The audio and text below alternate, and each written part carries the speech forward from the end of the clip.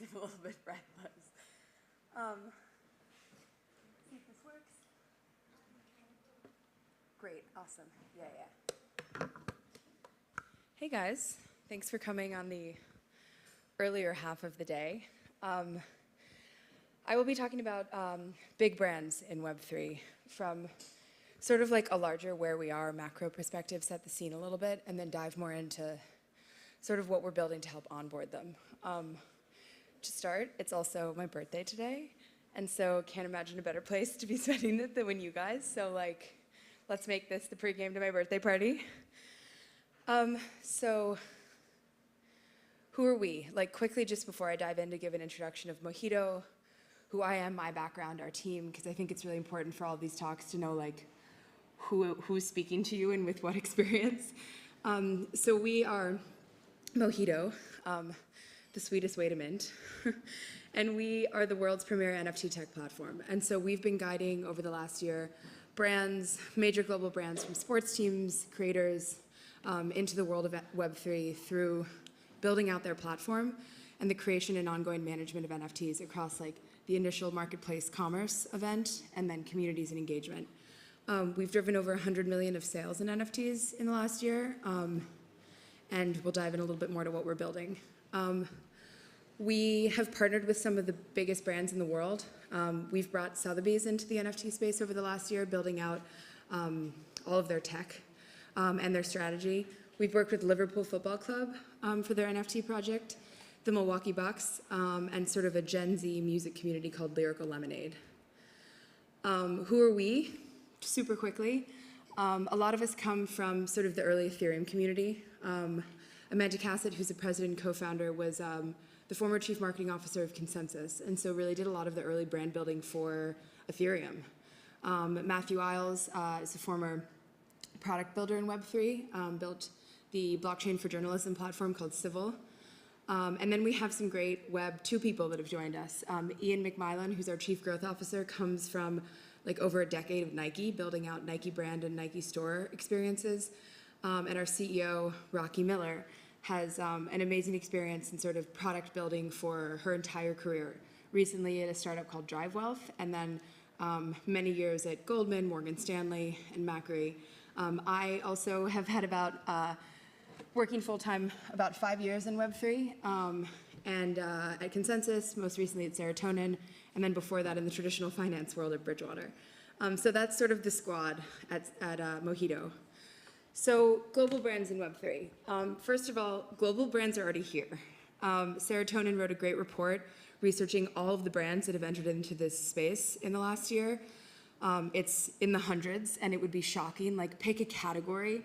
Some of the biggest names have entered across art, automotive, beauty and cosmetics, believe it or not, food and beverage, if we all remember the early days of like the Taco Bell NFT. Fashion has come in with some very successful projects like Adidas, finance, gaming, luxury, media, sports, tech, you name it, it's all here. That's a really, really long list. And not to mention independent artists and celebrities from like Hans Zimmer to Paris Hilton, traditional artists like Damien Hirst and Jeff Koons. They're all exploring this new tech. So why? Why are they excited about NFTs? Obviously, a lot of the prices that NFTs have fetched in the last couple of years have been pretty eye-watering. But when they actually explore deeply with the tech, they realize that it offers sort of this omni-channel, non-deplatformable, engaged and paying audience in a very new way than they're used to.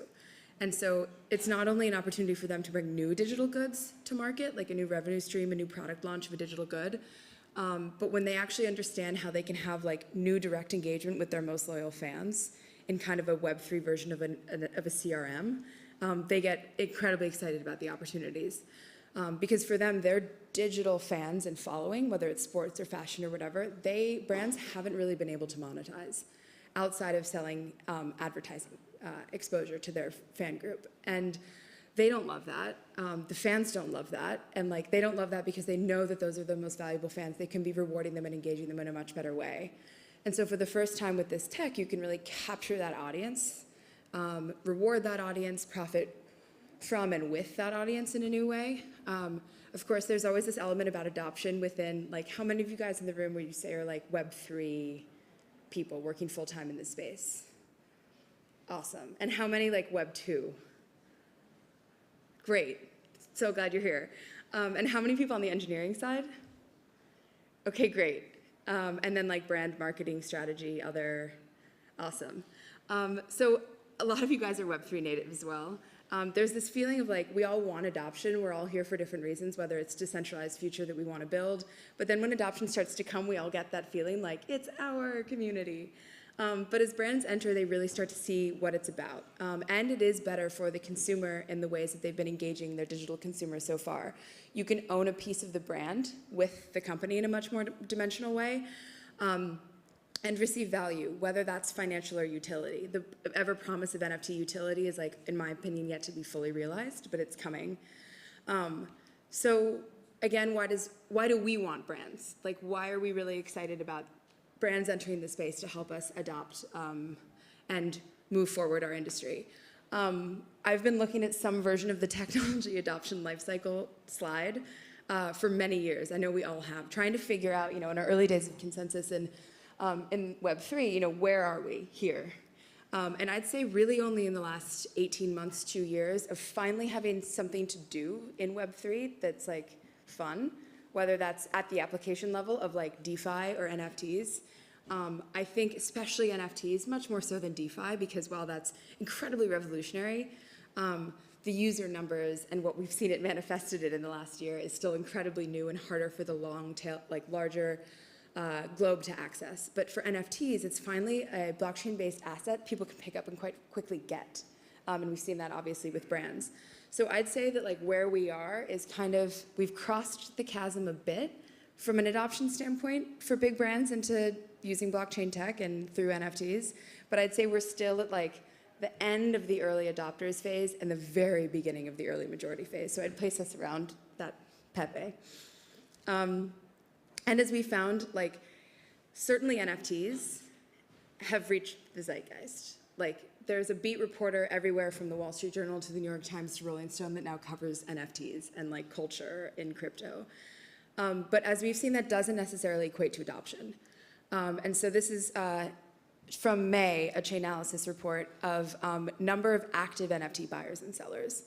So you can see it start to pick up, Q4 2020, Q1 2021, Q2 as we get into the spring of like, Top Shot's exploding, the Beeple 69 million sale, and then as we know, the end of last year just saw an incredible growth of active wallet participants.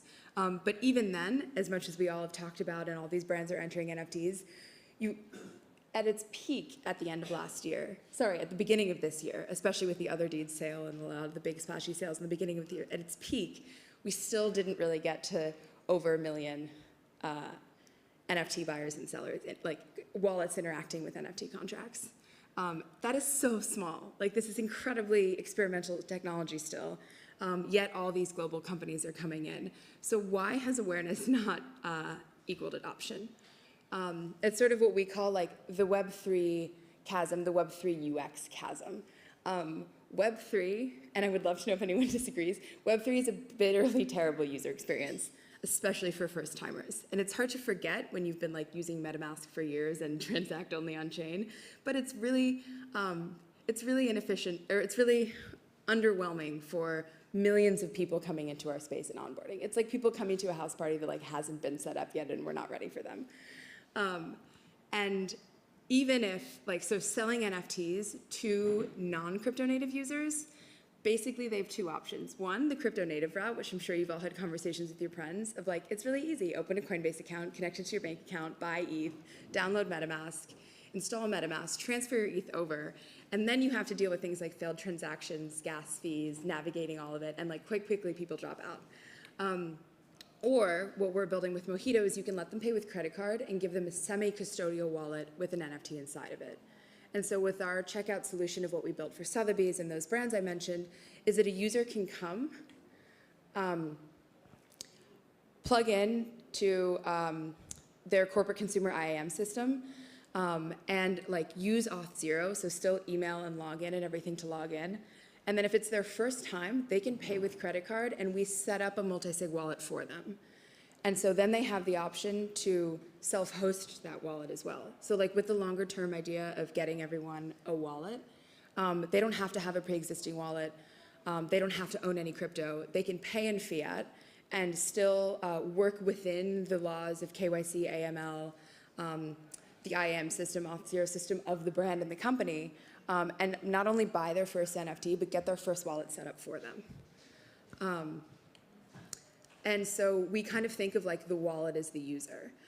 So this governs login, authentication, role-based access control for the merchant, and control including who can mint, customer login, authentication, and wallet management. And so for our customers that use our platform, they have like a manager dashboard where they can mint their own NFTs, see what's happening, and see what's going on. And we also do like basically the whole end-to-end creation of the marketplace, like that initial point of sale. And so it allows semi-custodial wallets for what we call like Web 2.5 merchants, these brands exploring the space, to mint and receive royalty payments. It allows them to pay with fiat and store their keys. And we have sort of an API-driven mint and commerce functionality that sits on top of it for automating primary and secondary sales, because I think we're going to see a lot of brands and big companies want to own their own secondary experience. They can offer better fees. They can offer a better experience. You know, these assets will always be composable and will always have OpenSea and LooksRare and everything else. But if you're just interested in that brand's NFT, I think we're going to see a lot more going to their direct marketplace for secondary. So in summary, because I know I'm almost at time, this is largely what, when we speak to brands, this is what they think NFTs are. They think they're digital art and collectible projects and PFP projects. Because I'd say like this is what the history book cover would look like for 2021. And then when they actually understand the tech and what it can be, they start to get really excited what NFTs could be. And I think this is what we're definitely, I mean, I can tell you, because we're speaking with them, about to see what NFTs are going to look like more. And so here we have the Liverpool Football Club NFT, which sort of functions as their, it's a collectible and a pass into their digital fan community where they receive, you know, giveaways and discounts and access to tickets at Enfield. The Adidas G-Money Punk Comics collaboration where you can, it's a redeemable for physical merch, sort of an Ali G style jumpsuit. The Milwaukee Bucks did something really interesting that I think we'll see more, is a free mint giveaway NFT for their most loyal fans that acts as an in-person pass to the Deer District experience for if you are a big Bucks fan and you live in Milwaukee and you want to go to games. I think we're also going to see a lot more digital fashion. Whether it's, it's my view that like avatar fashion, we're still a little bit ways away because there's just not enough eyeballs in these worlds yet. But you know, with Dolce & Gabbana's sale, this Dolce & Gabbana crown on the bottom right-hand corner is the most expensive Polygon-based NFT. I think it sold the collection for $4 million. And so brands are coming in, they're exploring it, but they're not just looking to, as they say, mint JPEGs. They're really looking to use them as membership, utility. How do they bring in partnerships, rewards, loyalty, everything into the mix? So lots of case studies, deep dives in what we did with the Bucks, what we did with Liverpool, what we did with Sotheby's, how our tech works. Happy to answer any questions. Or I only think I have like 2 minutes for questions, so you can always reach out to me on Mojito NFT _NFT is our Twitter. I'm Camillionaire _M, and then my email is just camilla@mojito.xyz. So that was just the beginning of brushing the topic, but I hope you guys learned something, and if we have any questions, I'd love to take a few. Do you see the difference between brands using this as a particular campaign? What do you see the difference between brands using NFTs as a campaign versus thinking about communities and interaction over time? Yeah, it depends on who we're speaking with at the brand, and it depends on why they're coming to this space and to Web3. Some of them definitely like saw it as a honeypot because they saw all this money and they were like, this is insane, we have to get in. Some of them see it as an innovation mandate. They're like, well, our competitors are doing it. Or they have some like Metaverse 2022 strategy tied to their performance bonus or something. And then some of them really, really get it. And so I'd say a lot of them think of it as just a campaign. They think of it in a very Web 2 mindset as like a product launch. Like it launches and then they're done. And then they're like, oh, let's look at performance and how did it do? And then when we sit down and they understand that launching it is literally just the first step, if not like phase 0. And now they've seeded this digital community that they're co-owners with. And it's their responsibility to continue to provide value into that group and reward them in new ways, and bring them through exciting experiences, whether it's like URL experiences or IRL experiences, as we say. I think a lot of the digital experiences and digital utility, there's a lot of promise there with gaming and bringing stuff into digital worlds, and online benefits, token-gated content and experiences like token-gated websites, things like that. But I don't think I haven't personally, with all the NFTs I hold, seen something that's super exciting for me. I think largely the value of NFTs in the last 2 years have been speculative. But I think as brands explore, and especially with a little bit of the market cool down, they feel like they have more time to do that now. Like really be thoughtful and not just launch something and see what happens.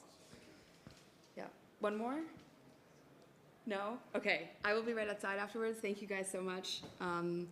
And I hope to see you all later tonight for my birthday.